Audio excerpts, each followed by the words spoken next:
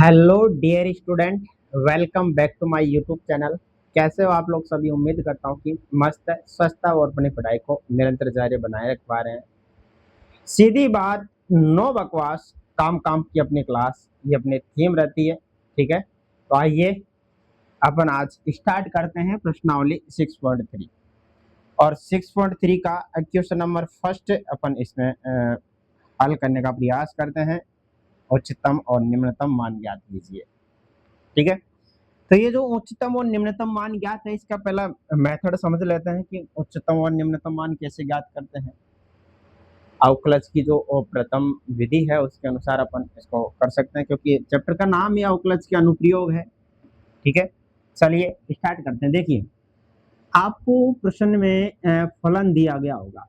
आपको प्रश्न में फर्स्ट ऑफ ऑल क्या दिया गया होगा? फलन दिया गया होगा। ये गिवन है फलन, ये फलन क्या है? गिवन है। मैं मेथड बता रहा हूँ, गिवन है। ठीक है, और इसका जो फुल कॉन्सेप्ट है मैंने पिछले लेक्चर वीडियो में समझा दिया है, उसको जाके देख सकते हो, आप समझ सकते हो किस तरीके से कॉन्सेप्ट आता है। ठीक है, चलिए, आपको फलन दिया गया है और आपसे पूछा क्या गया है प्रश्न में? उच्चतम उच्चतम व निम्नतम मान। उच्चतम व निम्नतम मान ज्ञात कीजिए। मान ज्ञात कीजिए, ज्ञात कीजिए, ये प्रश्न पूछा जाता है। ठीक है, अब इसमें उच्चतम और निम्नतम मान ज्ञात करने के लिए हमें किसकी आवश्यकता है? उच्चतम और निम्नतम बिंदु की आवश्यकता है। किसकी आवश्यकता है मेरे भाई? उच्चतम और निम्नतम बिंदु की आवश्यकता है। यानी उच्चतम बिंदु निकालेंगे, उच्चतम बिंदु निकालेंगे और हम क्या निकालेंगे? निम्नतम बिंदु। निम्नतम बिंदु, निम्नतम बिंदु। ठीक है, तो उच्चतम बिंदु पर उच्चतम मान ज्ञात करते हैं और निम्नतम बिंदु पर निम्नतम मान ज्ञात करते हैं। अब उच्चतम बिंदु कैसे निकालते हैं, निम्नतम बिंदु कैसे निकालते हैं, उसका जो मेथड है आप समझिएगा कि फलन प्रश्न में गिवन है। फलन प्रश्न में गिवन है। ठीक है, और गिवन फलन जैसे आप माना F X is equal to कोई गिवन है। अब गिवन फलन में जो फर्स्ट स्टेप चलेगी, अपने स्टेप बाय स्टेप समझाने का प्रयास करता हूँ कि फर्स्ट स्टेप में क्या करेंगे, एक कि गिवन फलन का अवकलन करते हैं। गिवन फलन का क्या करते हैं? अवकलन करते हैं। अवकलन करने के बाद सेकंड स्टेप में अपन स्तब्ध बिंदु, स्तब्ध स्तब्ध बिंदु ज्ञात करते हैं। स्तब्ध बिंदु ज्ञात करते हैं। ठीक है ना, और स्तब्ध बिंदु ज्ञात करने के लिए जो फलन का अवकलन करा था, एफ डैश एक्स करा था, उसको 0 के इक्वल रखते हैं और 0 के इक्वल रखने के बाद x की वैल्यू ज्ञात कर लेते हैं। माना x की वैल्यू आपकी a प्राप्त हुई है। x की वैल्यू क्या प्राप्त हुई है? a प्राप्त हुई है। पहले क्या करते हैं? फलन का अवकलन। स्तब्ध बिंदु के लिए फलन के अवकलन को 0 के बराबर रखते हैं और x की वैल्यू ज्ञात कर लेते हैं। माना x की वैल्यू क्या प्राप्त हुई है? a प्राप्त हुई है।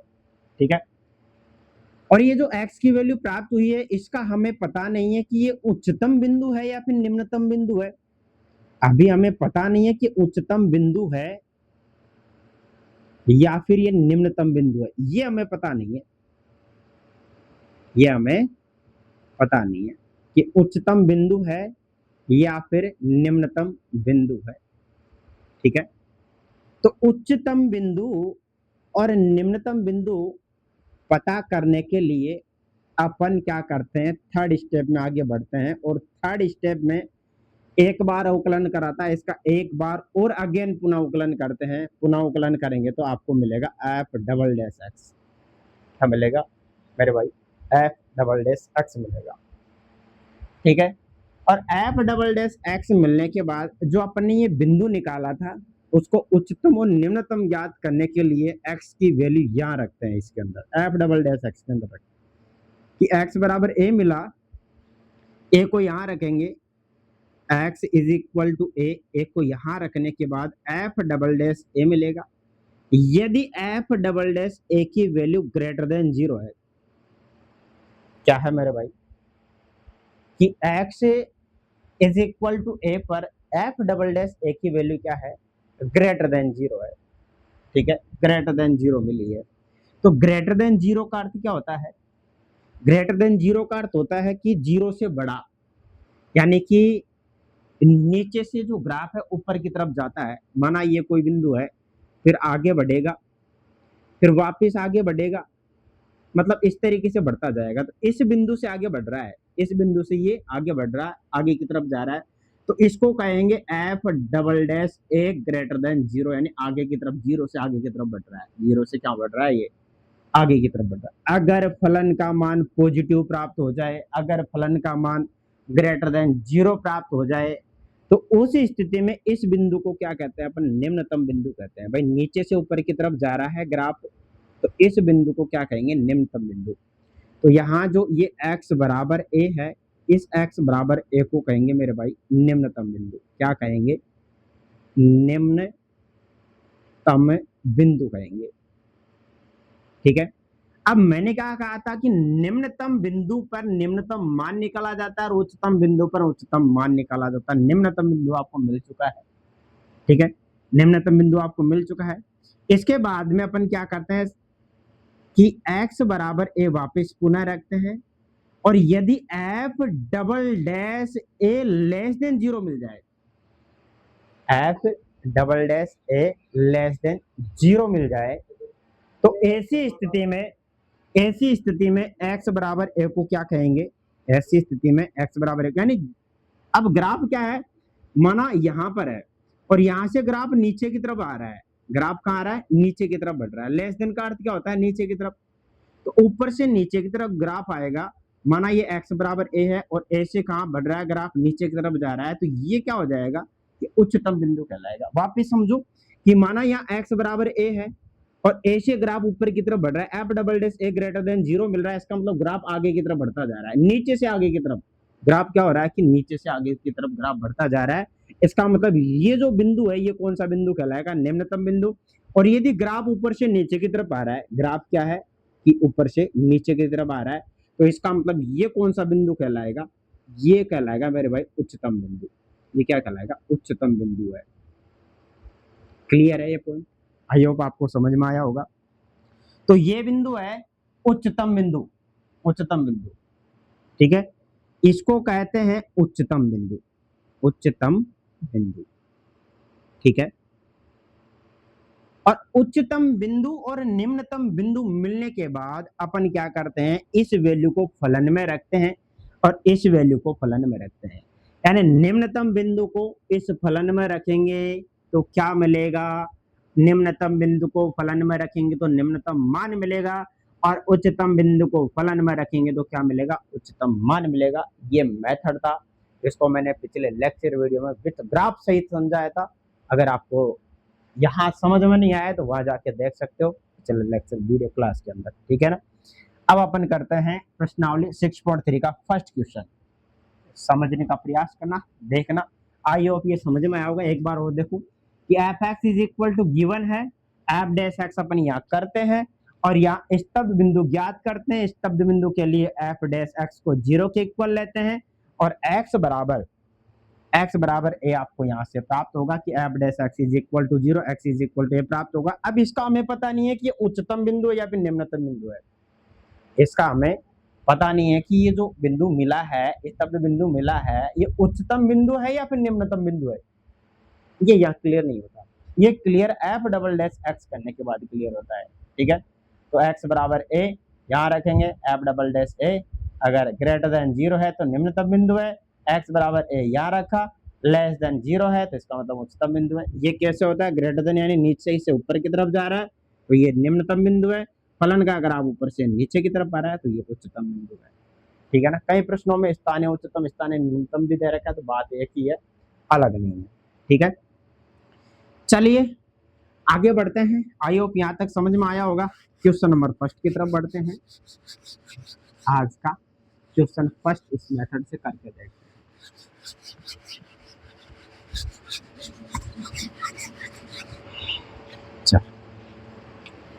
क्वेश्चन फर्स्ट है, क्वेश्चन फर्स्ट है और फर्स्ट का है दिए गए फलनों के उच्चतम या निम्नतम मान ज्ञात कीजिए।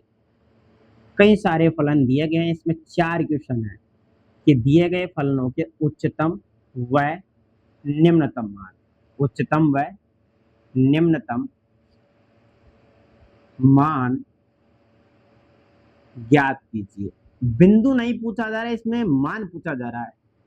क्या पूछा जा रहा है मेरे भाई? बिंदु नहीं, इसमें क्या पूछा जा रहा है? मान पूछा जा रहा है, मान पूछा जा रहा है। तो उच्चतम बिंदु पर उच्चतम मान और निम्नतम बिंदु पर निम्नतम मान प्राप्त होता है।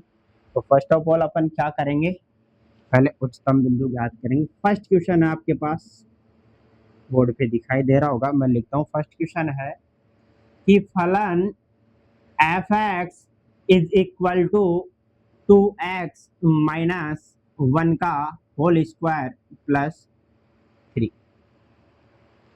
ये आपके पास पहला प्रश्न है, आपकी किताब का एनसीईआरटी बुक का पहले का फर्स्ट क्वेश्चन है। ठीक है, फर्स्ट क्वेश्चन है। चलिए यहां से सर्वप्रथम उच्चतम यानी स्तब्ध बिंदु ज्ञात करेंगे। और स्तब्ध बिंदु ज्ञात करने के लिए पहले अपन स्टेप बाय स्टेप चलते हैं कि ये जो इक्वेशन है, इक्वेशन फर्स्ट का क्या करेंगे कि equation first differential with respect to X. Equation थोड़ा ऊपर ले देता हूं मैं। Equation first differential with respect to X, मतलब एक्स के सापेक्ष इक्वेशन फर्स्ट का अवकलन करने पर। ठीक है, क्योंकि एक्स का फलन है तो एक्स का अवकलन करना पड़ेगा, वाई का फलन है तो वाई के सापेक्ष अवकलन करते हैं। जिसका फलन होता है उसी के रेस्पेक्ट में परिवर्तन होता है। ठीक है, तो यहां से अवकलन कर दीजिए। F dash X is equal to 2 आगे आएगा और 2x माइनस 1 की पावर 1, और इसका भी अवकलन करेंगे तो 2 मिलेगा। कांस्टेंट राशि का अवकलन 0 होता है, क्योंकि अवकलन जो होता है जैसे x की पावर n है और d अपॉन dx है, इसका अगर अवकलन करा जाए तो n x n माइनस 1 होता है मेरे को। आपको पता होगा x का वापस अगेन करेंगे तो 1 हो जाएगा। तो उस मेथड से पहले अपन पावर का करते हैं फिर फलन का करते हैं। पावर का करा 2 आगे, 2 में से 1 कम और 2x माइनस 1, 2x माइनस 1 का करेंगे 2 हो जाएगा। कांस्टेंट राशि का अवकलन क्या होता है? 0 होता है, यानी d अपॉन dx कांस्टेंट राशि से इज इक्वल टू अवकलन क्या होता है? हमेशा 0 होता है। क्लियर है? 2 को मल्टीप्लाई करोगे 4 आ जाएगा और f dash x is equal to आपको ये मिलेगा कि f dash x is equal to 4 2x minus 1। ठीक है, अब यहां से स्तब्ध बिंदु के लिए, स्तब्ध बिंदु के लिए, स्तब्ध बिंदु के लिए, अब स्तब्ध बिंदु के लिए क्या करेंगे अपन? इसको 0 के इक्वल, और 2x minus 1 is equal to 0। 4 इसके नीचे जाएगा तो 2x minus 1 is equal to 0, तो 2x is equal to 1, x is equal to 1 upon 2। x is equal to क्या मिला मेरे भाई? 1 अपॉन। ठीक है, स्तब्ध बिंदु हमें मिल चुका है। और जैसे ये स्तब्ध बिंदु मिला है, अब हमें पता नहीं है कि ये उच्चतम बिंदु है या फिर निम्नतम बिंदु है। अगर उच्चतम बिंदु होता तो उच्चतम मान मिलता, और निम्नतम बिंदु होता तो निम्नतम मान मिलता। ठीक है, तो x is equal to 1 upon 2 अभी हमें पता नहीं है कि उच्चतम बिंदु है निम्नतम बिंदु है। तो उच्चतम व निम्नतम के लिए क्या लिखेंगे? यहाँ नेक्स्ट स्टेप होती है कि उच्चतम व निम्नतम बिंदु के लिए, किसके लिए? उच्चतम व निम्नतम बिंदु के लिए, बिंदु के लिए, के लिए। अब उच्चतम व निम्नतम बिंदु के लिए अपन क्या करते हैं? उच्चतम और निम्नतम बिंदु के लिए अपन क्या करेंगे? देखिएगा कि ये जो फलन था आपके पास एफ डैश एक्स, इसका एक बार और अवकलन करेंगे, या मिलेगा F double dash x, F double dash x, और इसका अवकलन करा 4 का तो 4 है आपके पास, इसका 2x माइनस 1 का अवकलन करेंगे तो केवल 2x का होगा, 1 का 0 हो जाएगा, 2x का अवकलन 2 हो जाएगा, इज इक्वल टू 8 मिलेगा। और यहाँ x की वैल्यू रखेंगे तो भी 8 ही रहेगा, x की वैल्यू रखेंगे तो भी 8 रहेगा। इसका मतलब पॉजिटिव मिला है, ये पॉजिटिव मिला है, पॉजिटिव मिला है तो ग्रेटर देन 0 है, ग्रेटर देन 0 है। तो यहाँ ये जो x इज इक्वल टू 1/2 है, x इज इक्वल टू 1/2 है, ये क्या है कि फलन ग्रेटर देन है, नीचे से ऊपर की तरफ जा रहा है, तो ये जो x इज इक्वल टू 1/2 है, ये निम्ननिष्ठ बिंदु होगा, निम्नतम बिंदु होगा, ये होगा मेरे भाई निम्ननिष्ठ बिंदु। क्योंकि फलन का जो ग्राफ है, फलन का जो ग्राफ है वो नीचे से ऊपर की तरफ जा रहा है, इसका मतलब कौन सा बिंदु है ये निम्ननिष्ठ बिंदु है, ये होगा निम्नतम बिंदु। निम्नतम बिंदु कह दो, निम्ननिष्ठ बिंदु कह दो, निम्नतम बिंदु है, बिंदु है, ठीक है। ये निम्ननिष्ठ बिंदु है, निम्नतम बिंदु है। अब निम्नतम बिंदु पर निम्नतम मान मिलता है और उच्चिष्ट बिंदु पर उच्चतम मान मिलता है। तो x इज इक्वल टू 1/2 को कहाँ रखेंगे अपन, यहाँ पर फलन के अंदर, ठीक है, समीकरण 1 में। तो x किसके लिए, निम्नतम मान के लिए, यहाँ लिखेंगे निम्नतम मान के लिए, मान के लिए। अब फलन में रखेंगे मान कि x इज इक्वल टू 1/2, निम्नतम मान के लिए, मान के लिए x इज इक्वल टू 1/2 को समीकरण 1 में रखने पर, समीकरण 1 में रखने पर, तो समीकरण 1 में रख दीजिए मेरे भाई, f 1/2 is equal to x की जगह 1/2 रखा, 2 मल्टीप्लाई 1/2 माइनस 1 का होल स्क्वायर प्लस 3, 2 से 2 जाएगा, 1 से 1, 2 से 2, 1 माइनस 1 0, तो f 1/2 इज इक्वल टू क्या मिलेगा, 3। तो इस फलन का जो निम्नतम मान है, निम्ननिष्ठ मान है, वो क्या है, वो है आपके पास f1/2 is equal to 3। Clear है। चलिए सेकंड इक्वेशन करते हैं सेम इसी मेथड से। ये जो पहला प्रश्न था, पहले प्रश्न में सेकंड इक्वेशन है, थर्ड इक्वेशन है, फोर्थ इक्वेशन है, सारे इक्वेशन एक ही मेथड से होंगे, ठीक है। चलिए सेकंड इक्वेशन करते हैं अपन।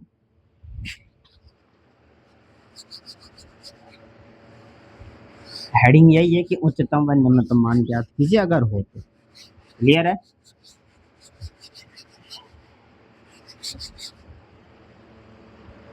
नेक्स्ट है सेकंड इक्वेशन की F X is equal to, यहाँ second equation F X is equal to 9x² plus 12x plus 2, ये सेकंड प्रश्न है, ये क्या है, सेकंड प्रश्न है, ठीक है। चलो आगे बढ़ते हैं। सेकंड प्रश्न में क्या F X is equal to 9x² plus 12, first step क्या थी, फर्स्ट स्टेप क्या थी कि x के सापेक्ष, x के फलन x का है तो x के सापेक्ष सापेक्ष अवकलन करने पर, अवकलन करने पर x के सापेक्ष अवकलन करो, f dash x is equal to, इसका अवकलन कितना भाई 2 आगे आ जाएगा, और 9 मल्टीप्लाई टू 18, तो 18x प्लस 12x का 12, ठीक है ना। इसके बाद में स्तब्ध बिंदु के लिए, अब तो समझ में आ गया होगा, स्तब्ध बिंदु के लिए, स्तब्ध बिंदु के लिए, स्तब्ध बिंदु के लिए क्या करेंगे कि एफ डैश एक्स को किसके इक्वल, 0 के इक्वल, तो 18x plus 12 is equal to 0, 12 को इधर भेजा तो 18x is equal to minus का 12, तो x is equal to minus 12/18, किससे कटेगा, 6 से, 6 से कितने बार कटेगा, 6 दूनी 12 और 6 से 3 बार कटेगा, यानी x इज इक्वल टू कितना मिलेगा, -2/3। ये स्तब्ध बिंदु मिला है, क्या मिला है, ये स्तब्ध बिंदु, अवकलन करा 0 के बराबर रखा, स्तब्ध बिंदु यहाँ से मिल जाएगा। अब स्तब्ध बिंदु आपके पास है तो अपन क्या ज्ञात कर सकते हैं इसमें, इसमें अपन ज्ञात कर सकते हैं बेटा, इसका स्तब्ध बिंदु के बाद में अपन ज्ञात करते हैं उच्चतम और निम्नतम बिंदु के लिए। पहले उच्चिष्ट और निम्नलिष्ठ बिंदु ज्ञात करते हैं। तो उच्चिष्ट व निम्नलिष्ठ उच्चिष्ट व निम्निष्ट बिंदु के लिए, बिंदु के लिए उच्चिष्ट और निम्निष्ट बिंदु के लिए क्या करते हैं, इसका अवकलन करते हैं एक बार और कि F double dash X is equal to 18x plus 12 का 18 और 18, या F double dash X X X की जगह अगर -2/3 रखेंगे तो भी आपको 18 ही प्राप्त होगा। इसका मतलब ग्रेटर देन 0। क्या मिला? Greater than 0। ठीक है, और इसे ग्रेटर देन 0 मिला है तो ग्रेटर देन 0 का अर्थ क्या होता है? ग्रेटर देन 0 मिला है तो इसका मतलब क्या है कि फलन का जो ग्राफ है वो नीचे से लगातार ऊपर की तरफ बढ़ रहा है। ठीक है, तो ये जो बिंदु आएगा एफ डबल डैश एक्स -2/3, अतः अतः एक्स इज इक्वल टू -2/3 कौन सा बिंदु होगा? ये नीचे से ऊपर की तरफ, तो सबसे नीचे बिंदु कौन सा है? निम्निष्ट बिंदु। ये कहलाएगा निम्निष्ट बिंदु है, निम्निष्ट बिंदु। x इज इक्वल टू -2/3 निम्निष्ट बिंदु है। अब निम्निष्ट बिंदु पर निम्निष्ट मान और उच्चिष्ट बिंदु पर उच्चिष्ट मान प्राप्त होता है। ठीक है, तो x इज इक्वल टू -2/3 को समीकरण 1 में रखने पर, समीकरण 1 में रखने पर क्या मान प्राप्त होता है? निम्निष्ट मान प्राप्त होता है। ठीक है ना, रखने पर निम्निष्ट मान, निम्निष्ट मान कैसे ज्ञात कर लेंगे? F -2/3 is equal to 9 -2/3 square plus 12 गुणा -2/3 और प्लस टू। क्लियर है? ठीक है, तो एफ -2/3 इसका होल स्क्वायर कर दो, तो एफ -2/3 इज इक्वल टू इसका होल स्क्वायर करा तो 9 4/9 प्लस माइनस और प्लस क्या हो जाएगा? या माइनस, माइनस और कट जाएगा बेटा, ये कटेगा कितनी बार? 4 बार। -8 और +2, 9 से 9 गया और 4 2 कितने होते हैं? 6, और 6 - 8 होगा तो कितना आ जाएगा? -2। ठीक है, तो निम्नतम मान क्या मिला बेटा? -2। क्लियर है? चलिए नेक्स्ट प्रश्न की तरफ बढ़ते हैं आगे। ठीक है ना?